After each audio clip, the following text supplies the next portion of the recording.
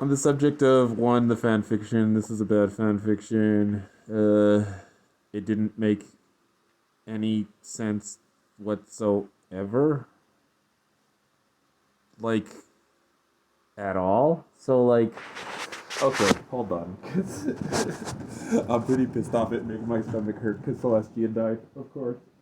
Um, so this is just what would have happened if Twilight didn't go to the Canterlot wedding because she was mad at Shining. That's all it is. She it just didn't make sense. It's just a bad fan fiction. Um, Turn into Josh John. I have several questions. My first question is, why were the people dead in Ponyville? Um, my next question, what okay.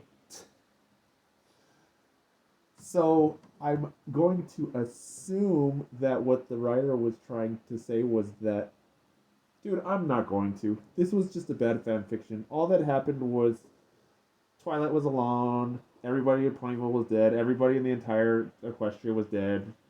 She goes to Canterlot. Celestia is dead. Everybody's potted and dead, and she cries.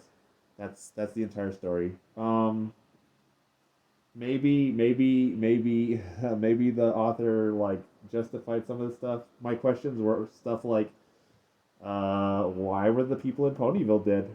Um, she would have saw the changelings in Ponyville if they got to Ponyville, so why were they dead? It was just dumb. It's just dumb. It's like if you want to write horror, write good horror. Write horror like those two Rarity episode, the Rarity fan fictions that I listened to yesterday. Write horror like Into Darkness and To Be Seen.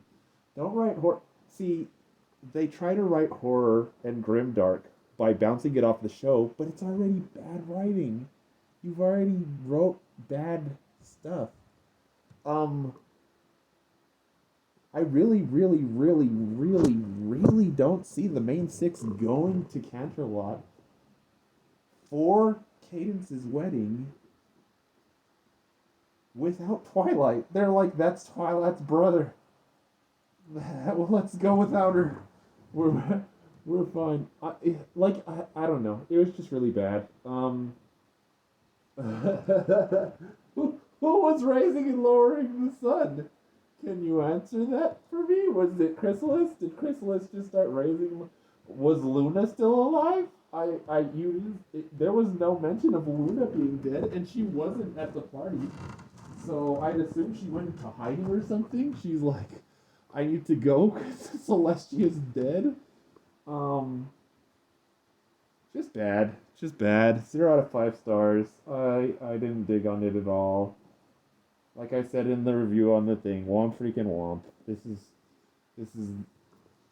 grimdark at its worst. It's grimdark at its worst. It's just not even that Celestia is dead. She was literally like dead, and she had an anti-magic thing on her horn.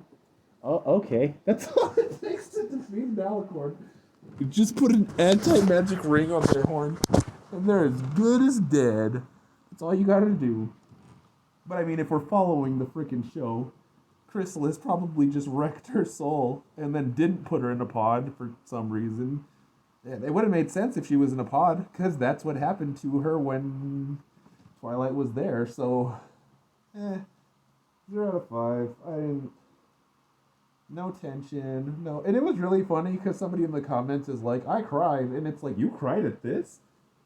I've cried at episodes of Ponies that were sadder than this. I've cried at videos that were like 10 seconds long that were sadder than this. Like, I am the biggest baby when it comes to anything sad. How did you cry because Celestia died in the most stupid, nonsensical way? 0 out of 5. Womp womp.